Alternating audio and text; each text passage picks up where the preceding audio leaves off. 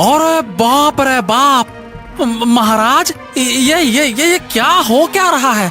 ऐसा भयावह तूफान पहले कभी नहीं देखा। लगता है कोई अनहोनी होने वाली है महाराज। हो। अभी कुछ देर पहले तक तो मौसम शांत था, फिर अचानक ये भयंकर तूफान कैसे आ गया? और ये बादल, बाप रे बाप, कितने काले और डरावने लग रहे हैं, जैसे किसी विनाश का संकेत दे रहे हों।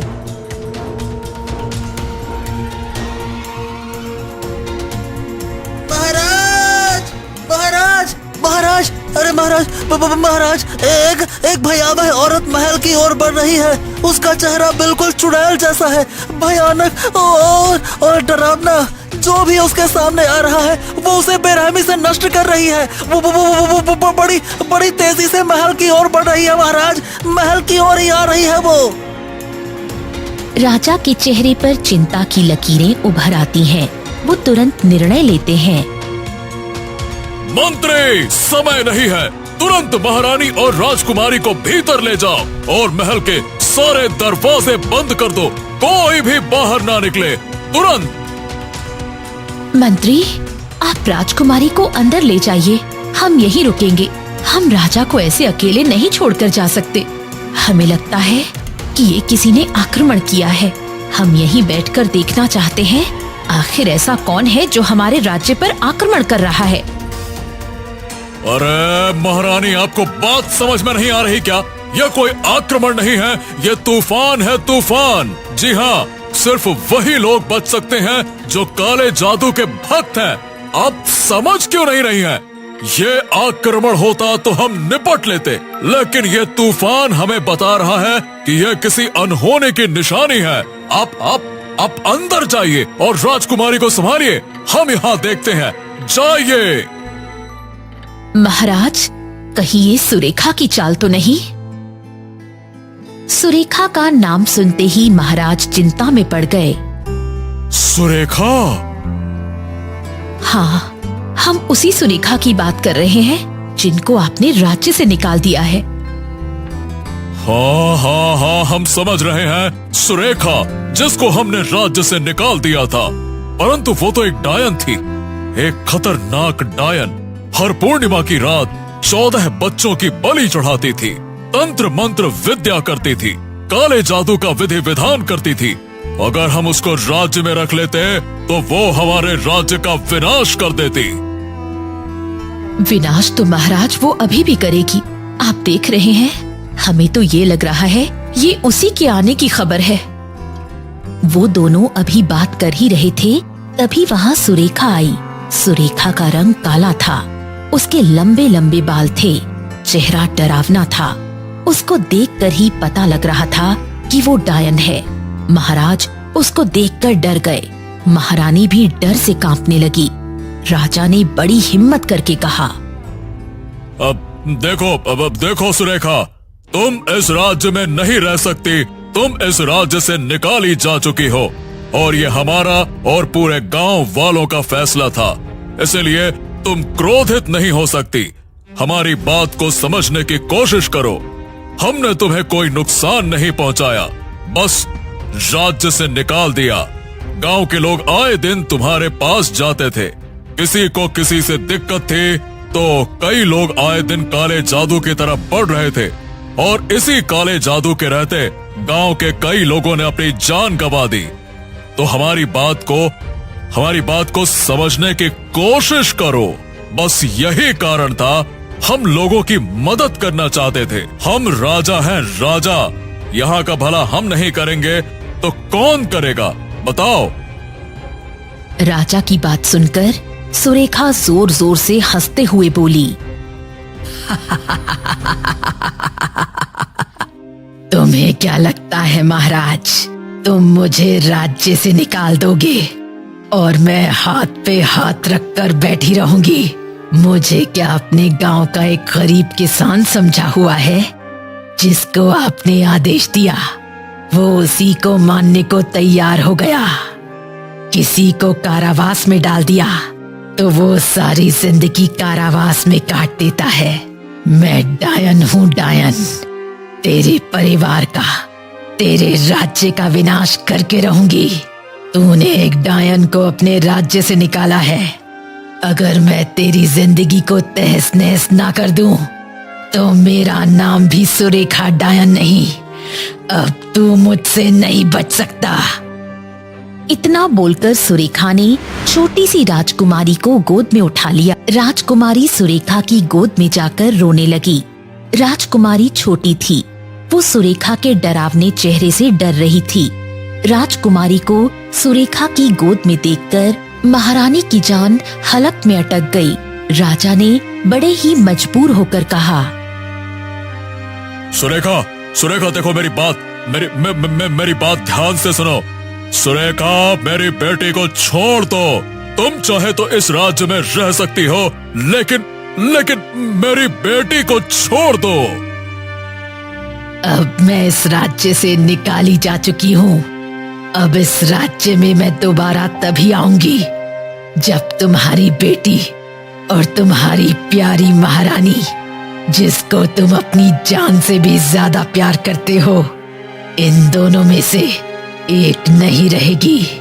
मुझे अपना बदला लेना है, और एक डायन अपना बदला कभी नहीं भूलती। राजा और रानी रोते हुए बोले, ऐसा मत करो सुरेखा, ऐसा मत करो। देखो, हमने जो किया वो गलत नहीं था, लेकिन तुम जो कर रही हो वो गलत है।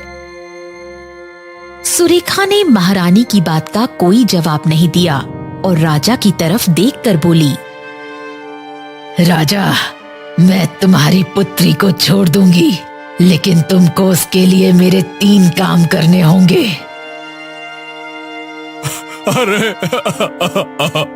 ऐसा मत करो सुरेखा। देखो, ऐसा मत करो। हमने जो किया वो गलत नहीं था, लेकिन तुम जो कर रही हो वो गलत है, वो गलत है। हाँ, तुम बताओ, हम तुम्हारा कोई भी काम करने के लिए तैयार है। बस हमारी बेटी को छोड़ दो। ठीक है, मैं राजकुमारी को छोड़ दूंगी, लेकिन उससे पहले तुमको मेरा एक काम करना होगा। गिलानी के जंगल जाओ और वहां से मेरे लिए पीले रंग का सिनाई का फूल लेकर आओ। लेकिन गिलानी के जंगल में तो कोई नहीं जा सकता। वो जंगल बहुत खतरनाक है। अब अपनी बेटी चाहिए तो तुमको गिलानी के जंगल जाना होगा, जब तक तुम्हारी बेटी मेरे पास रहेगी। ऐसा मत कीजिए, राजकुमारी को छोड़ दीजिए। अब जब राजा मेरे 3 काम पूरे करेगा, तभी मैं राजकुमारी को छोड़ूंगी। राजा समझ चुका था, सुरेखा इतनी आसानी से नहीं मानेगी। राजा को उसके 3 काम करने ही होंगे। हाँ, हम तुम्हारे 3 काम को करने के लिए तैयार हैं। एक काम तुम बता चुकी हो, बाकी के काम बता दो। जैसे ही तुम एक काम पूरा करोगे, उसके बाद मैं तुम्हारे पास आऊंगी, फूल ले जाऊंगी और दूसरा काम बताऊंगी। राजा इस वक्त इतना बेबस था कि उसने उसकी शर्त मान ली।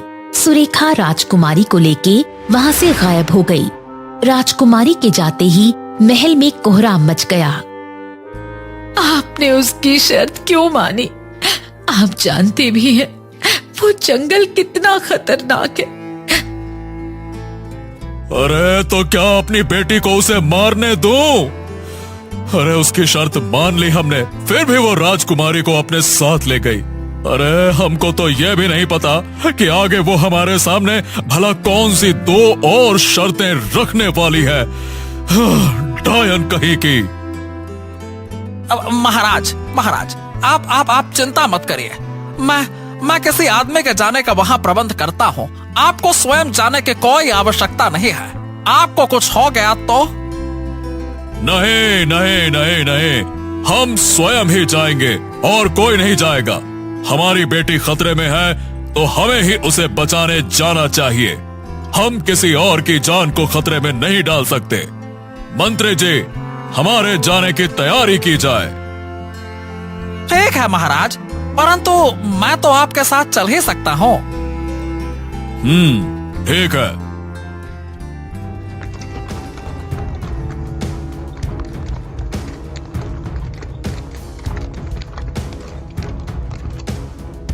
ओ हो, मंत्री, अरे जरा देखो, ये खरगोश कितना जख्मी है।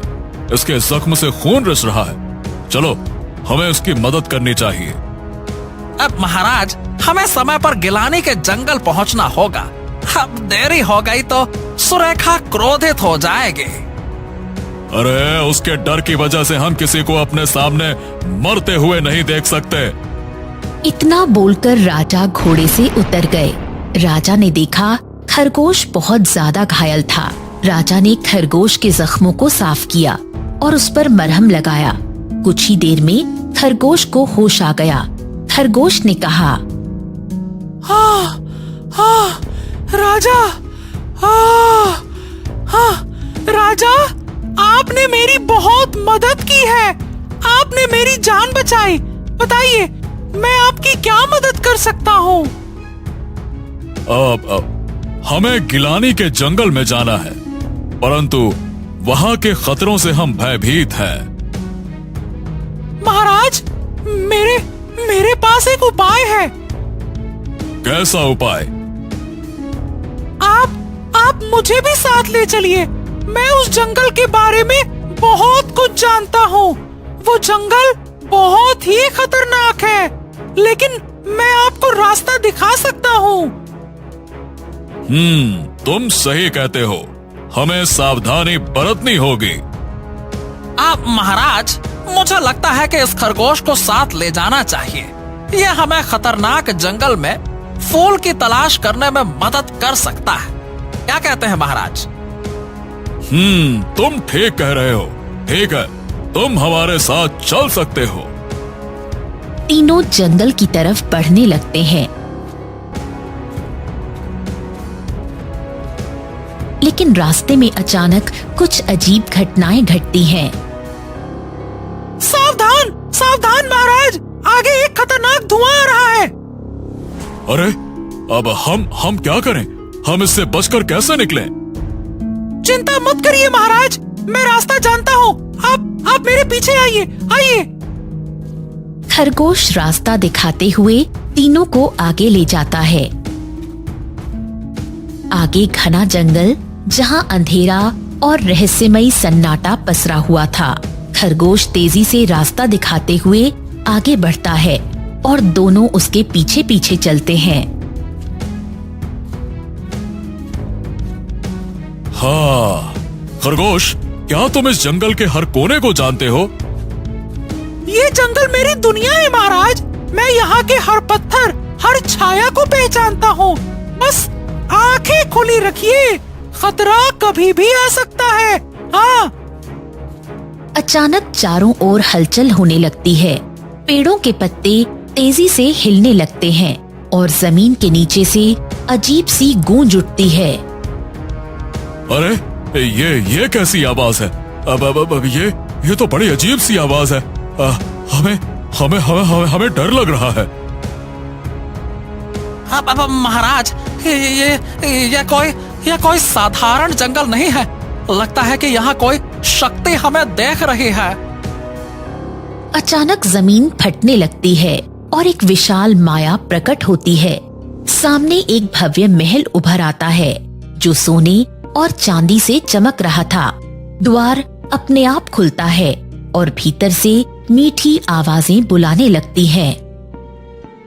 राजन, अरे ओ मंत्री, तुम्हारी यात्रा कठिन रही होगी। आओ भीतर विश्राम करो। यहाँ सुख, आनंद और शांति है। आओ। अरे वाह वाह वाह वाह, ये तो किसी स्वर्ग से कम नहीं है। हाँ, शायद हमें कुछ देर यहाँ ठहरना चाहिए। जैसे ही वो आगे बढ़ते हैं, खरगोश तेजी से उनके सामने कूदकर रास्ता रोक देता है। रुको रुको रुको रुको रुको, ये महल असली नहीं है, ये एक माया है, रुक जाओ। क्या? लेकिन ये तो बिल्कुल असली लग रहा है। यही इसकी शक्ति है। ये महल भ्रम का जाल है जो एक बार भीतर जाने वाले को कभी बाहर ही नहीं आने देता। अगर आपने इसका द्वार पार किया तो ये आपको हमेशा के लिए अपने भीतर कैद कर लेगा। हाँ। अचानक महल की दीवारों से ऐसा लगने लगा जैसे कोई उन्हें अंदर खींचने की कोशिश कर रहा है। मंत्रमुग्ध राजा का पैर जैसे ही आगे बढ़ता है, खरगोश तेजी से कूदकर उसका पैर पकड़ लेता है। महाराज महाराज महाराज, खुद पर नियंत्रण रखिए। ये आपकी इच्छाओं का लालच देकर फंसाना चाहता है, पीछे हटो। राजा अचानक होश में आता है और तेजी से पीछे हटता है। तभी महल की मीठी आवाज डरावनी चीखों में बदल जाती है और महल अचानक जलने लगता है। ओह, तुमने मेरे जाल को तोड़ दिया, लेकिन अगली बार नहीं, अगली बार नहीं। एक तेज गर्जना के साथ महल जलकर राख में बदल जाता है। राजा और मंत्री सहमे खड़े रहते हैं। खरगोश उनकी ओर देखता है और मुस्कुराता है। हाँ, यही जंगल का असली रूप है। यहाँ हर सुंदर चीज सच्ची नहीं होती और हर भयावह चीज खतरनाक नहीं। आगे और भी कठिनाइयाँ आएंगी, लेकिन अगर अपने मन पर नियंत्रण रखा तो हम बच सकते हैं। हाँ। खरगोश, आज तुमने हमारी जान बचाई। अब हम और सतर्क रहेंगे। चलो आगे बढ़ो, हमें अपनी यात्रा पूरी करनी है। तीनों गहरी सांस लेते हैं और खरगोश के पीछे आगे बढ़ते हैं। तुम सच में बहुत समझदार हो खरगोश। तुम्हारी मदद के बिना तो हम यहाँ तक पहुँच ही नहीं पाते। कुछ समय बाद खरगोश उन्हें गिलहरी के जंगल में ले जाता है, जहाँ बहुत सारे सुंदर फूल उग रहे होते हैं। हाँ, यही है सिनाई का फूल। राजा जैसे ही वो फूल तोड़ते हैं, तभी सुरेखा अचानक सामने प्रकट हो जाती है। तुमने मेरी शर्त का पहला हिस्सा पूरा किया है। अब देखो बाकी के काम तुम क्या करोगे। हमने ये फूल तुम्हारे लिए लिया है, अब बताओ हमें आगे क्या करना होगा। महाराज, क्या हम अब उसकी अगली शर्त पूरा करेंगे? अब तुम मुझे बीज ला कर दो, जो गिलानी के जंगल में एक गहरे कुएं के पास उगता है।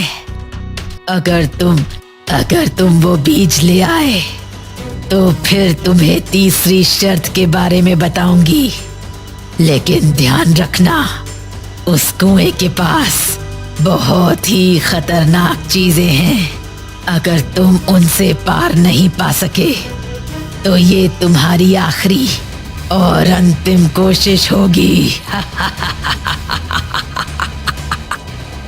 इतना कहकर सुरेखा हंसते हुए वहाँ से चली जाती है।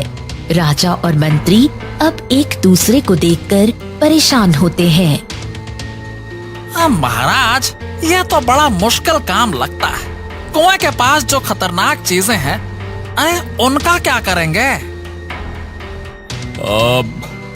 अब बात यह है कि हमें किसी भी हालत में वो बीज लाना ही होगा। हमारी बेटी का जीवन दांव पर है। तुम बताओ कैसे हम इन खतरों से पार पा सकते हैं? मुझे लगता है कि हमें पहले उन खतरनाक चीजों के बारे में सोचना होगा। शायद हमें कोई उपाय मिल जाए। राजा और मंत्री जंगल में आगे बढ़ते हैं।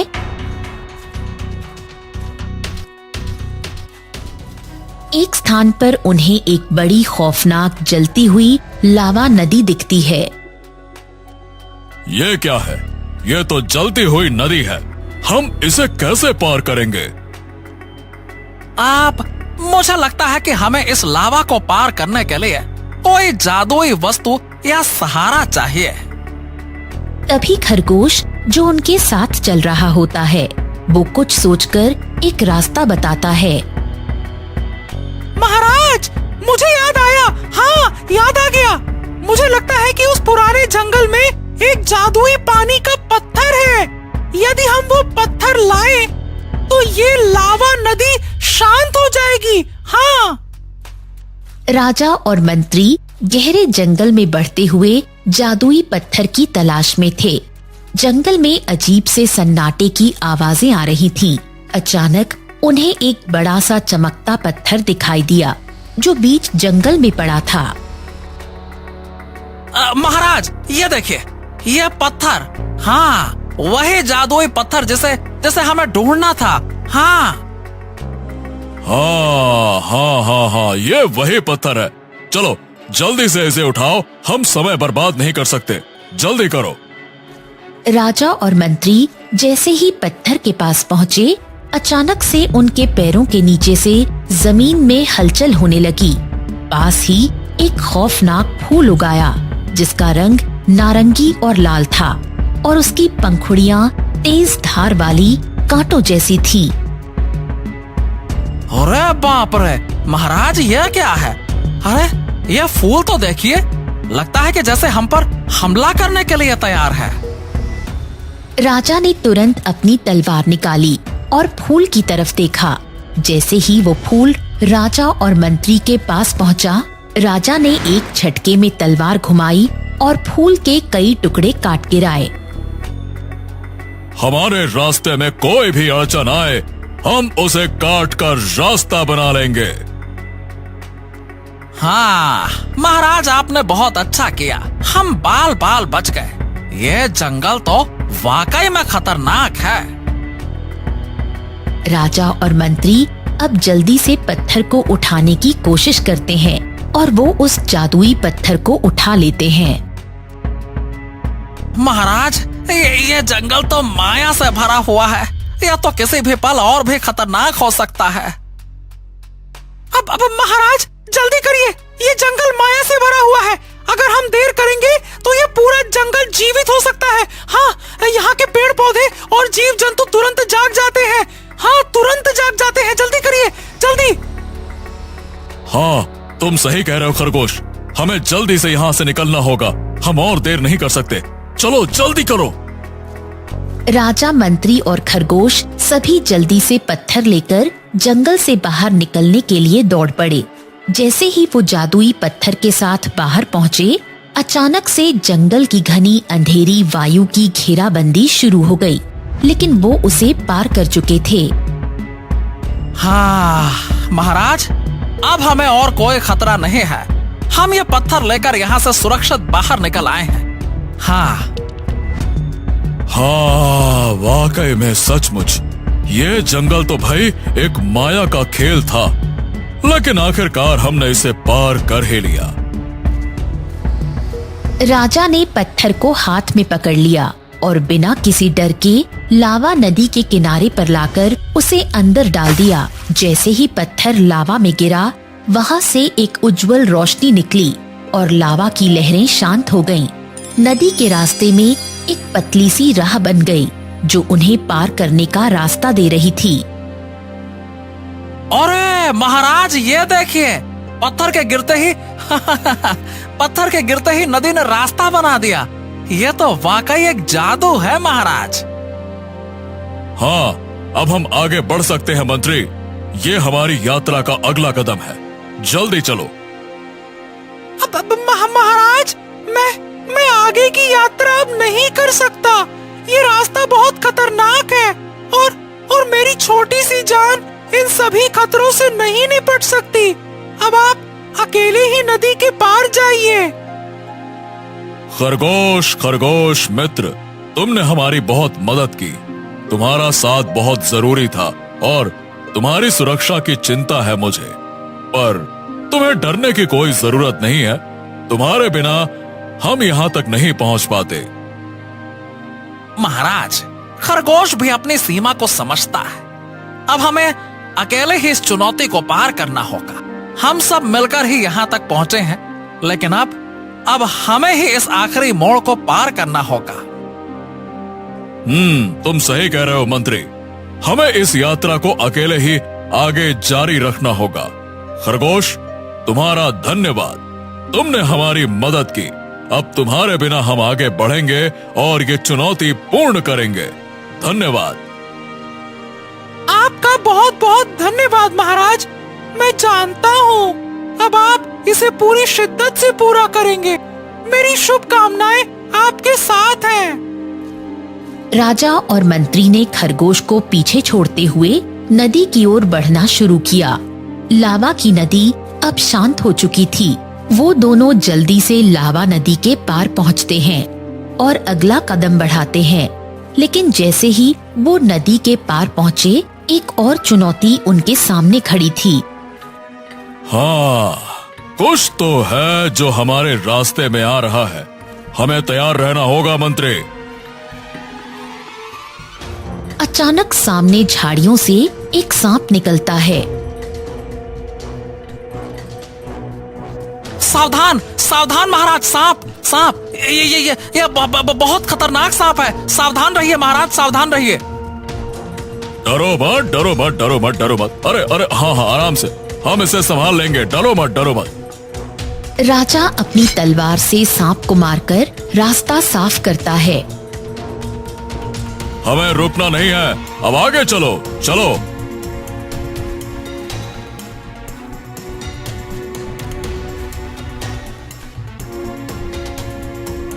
फिर सामने एक अजीब सी हलचल वाली जगह दिखाई देती है, जहाँ भटकती आत्माएं दिख रही थीं। महाराज महाराज, ये आत्माएं लगता है कि जैसे वो हमें रोकने की कोशिश कर रहे हैं। अरे अब हमें डराने की कोई आवश्यकता नहीं है। याद रखो, हमारी बेटी का जीवन दांव पर लगा है। चलो।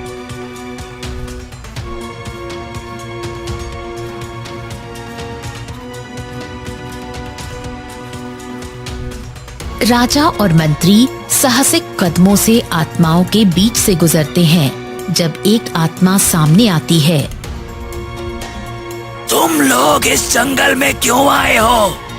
ये रास्ता नहीं है, तुम इसे पार नहीं कर सकते।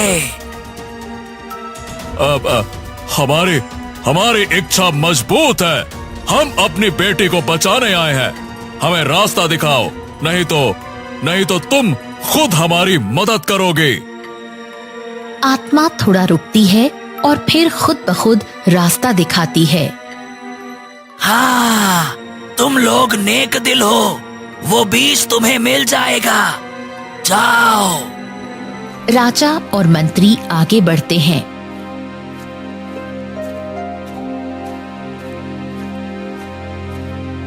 और वो कुएं के पास पहुंचते हैं, जहाँ एक पुराना और भयावह कुआं है और वहाँ एक अजीब गहरी आवाज गूंजती है।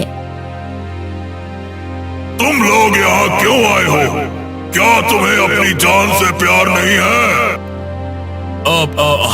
हम बीज लेने आए हैं। हमें अपनी बेटी को बचाना है। हमें क्या करना होगा? मुझे तुम्हारी उम्र चाहिए। तुम्हें अपनी आधी उम्र देनी होगी, तभी मैं तुम्हें वो बीज दूंगा। बोलो। अब हाँ, तुम मेरी उम्र ले लो, मुझे कोई फर्क नहीं पड़ता। मेरी राजकुमारी के लिए मैं अपनी जिंदगी का कोई भी मूल्य नहीं समझता। हाँ, तुम मुझे सचमुच नेक दिल इंसान लगे, जो अपनी बेटी के लिए अपनी जान की परवाह नहीं करता। ठीक है, ये बीज तुम्हारे पास है। जाओ, इसे ले जाओ। राजा बीज लेकर खुशी खुशी लौटने लगता है।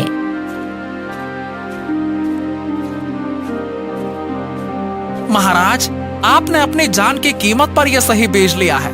अब हमें इसे सही दिशा में इस्तेमाल करना होगा। हाँ, मंत्री, यही समय है हमारे बलिदान का। अगर मेरी बेटी को बचाने के लिए मुझे अपनी पूरी उम्र देनी पड़े, फिर भी कोई फर्क नहीं पड़ता, हम देंगे। तभी अचानक हवा में एक काला बादल घिर आता है और सुरेखा प्रकट होती है और उसके हाथ से वो जादू बीज ले लेती है। राजा, तुम्हारी परीक्षा अब खत्म हुई। अब तुम्हारी तीसरी और आखिरी परीक्षा है। तुम्हें अपनी पत्नी महारानी का कत्ल करना होगा, तभी तुम्हारी बेटी को मैं छोड़ दूंगी। ठीक है, किंतु तुमने जो कहा हम वो कभी नहीं करेंगे। तुम हमारी जिंदगी के साथ खेल रही हो।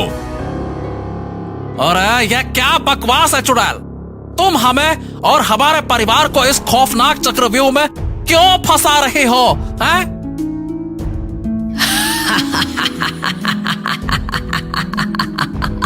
तुम दोनों को क्या लगता है तुम्हारी कोशिशों से मैं हार जाऊंगी? तुम अपनी बेटी से कितना प्यार करते हो ना, तो तुम उसे बचाने के लिए अपनी पत्नी को मार डालो। ये वही कीमत है जो तुम्हें चुकानी होगी। नहीं, हम ऐसा कभी नहीं कर सकते। हम अपनी पत्नी को कभी नुकसान नहीं पहुंचाएंगे।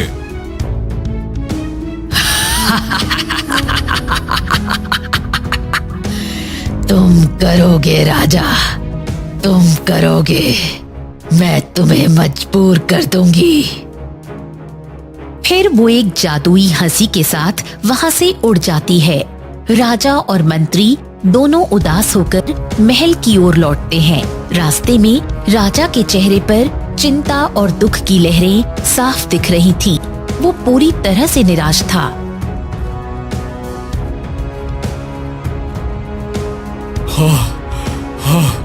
क्या हमें अपनी पत्नी का वाकई में कत्ल करना होगा?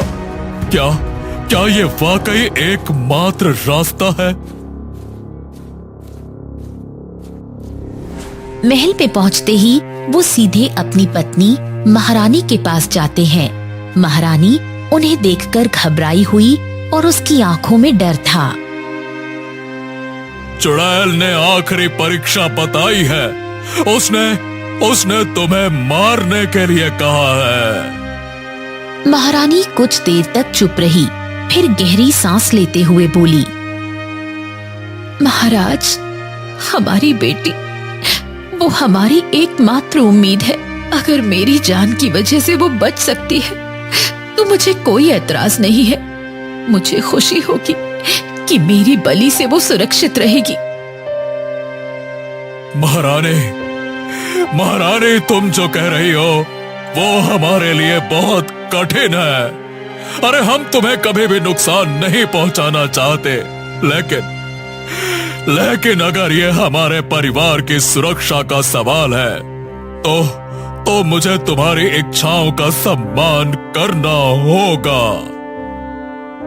महाराज, मैं जानती हूँ कि आपके लिए ये आसान नहीं होगा, लेकिन हमारी बेटी के जीवन के सामने मेरी जान कुछ भी नहीं। आपको मुझसे ज्यादा उसे बचाने की चिंता होनी चाहिए और मुझे आप पर पूरा भरोसा है कि आप अपनी ताकत से उसे बचा लेंगे। हम कभी नहीं चाहते थे कि ऐसा दिन आए, लेकिन तुम्हारी बात सही है। अगर हमारी बेटी का जीवन बचाने के लिए हमें ये कदम उठाना पड़ा तो हम ऐसा करेंगे। आपको कभी मेरे प्यार की कमी महसूस नहीं होगी महाराज। मैं हमेशा आपके साथ रहूंगी। मेरी जान की कोई कीमत नहीं, लेकिन हमारी बेटी का भविष्य अनमोल है। रानी राजा के सामने खड़ी होती है। उसकी आंखों में आंसू हैं, लेकिन चेहरे पर शांति का भाव। राजा की तलवार कांप रही है। राजा, मत हिचकिचाइए। अगर मेरी मौत से हमारी बेटी को जीवन मिलता है तो मैं इसे सौभाग्य मानूंगी। हम ऐसा नहीं कर सकते। तुम हमारी जीवन संगनी हो। तुमसे बढ़कर हमारे लिए कोई नहीं है। पर हमारी बेटी वो जीवित रहेगी, क्या तुम एक पिता होकर उसे खो सकते हो? फिर राजा ने ये दर्दनाक निर्णय लिया जिसे वो कभी नहीं भूल सकेगा। जैसे ही रानी ने अपनी अंतिम सांस ली, सुरेखा आ जाती है।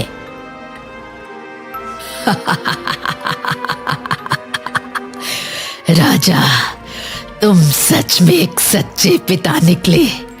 अपनी बेटी के लिए अपनी ही पत्नी की हत्या कर दी। क्या त्याग है तुम्हारा। लो, ये रही तुम्हारी बेटी। राजा बेटी को देखते हैं, लेकिन उनकी आंखों में दर्द था। राजकुमारी माँ को न देख फूट फूट कर रोने लगती है। राजा उसे गले लगाते हैं, पर उनकी आंखों से भी आंसू बह रहे होते हैं। पिताजी, माँ कहाँ है? उन्होंने मुझे बचाने के लिए क्या किया? राजा कोई उत्तर नहीं देते। वो महल के एक कोने में जाकर चुपचाप बैठ जाते हैं। उनकी आंखों में पछतावा, दर्द और अकेलापन भर जाता है। महल अब सूना हो चुका था। हर कोने में रानी की यादें थीं। महल के ऊंचे बुर्ज पर खड़ा राजा चुपचाप क्षितिज की ओर देख रहा था। तभी हवा में सुरेखा की हंसी गूंजती है और उसकी परछाई प्रकट होती है।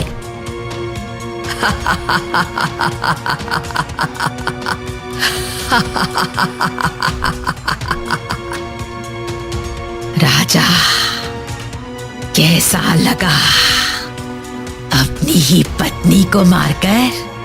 अब तुम्हें समझ आया कि असली खेल क्या था?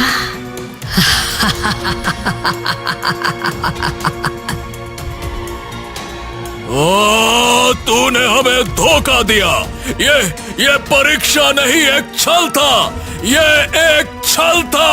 ये एक छल था, छल था, छल था। तुमने खुद चुना राजा। प्यार, विश्वास और बलिदान सब मिटा दिए एक पिता बनने के लिए। अब जियो इस बोझ के साथ। सुरेखा गायब हो जाती है और राजा अपने हाथों को देखता है जो उसकी पत्नी के खून से सने थे। उसकी आंखों में पछतावे की लकीरें थीं और मन में एक असीम पीड़ा। वो जानता था कि ये दर्द अब कभी खत्म नहीं होगा।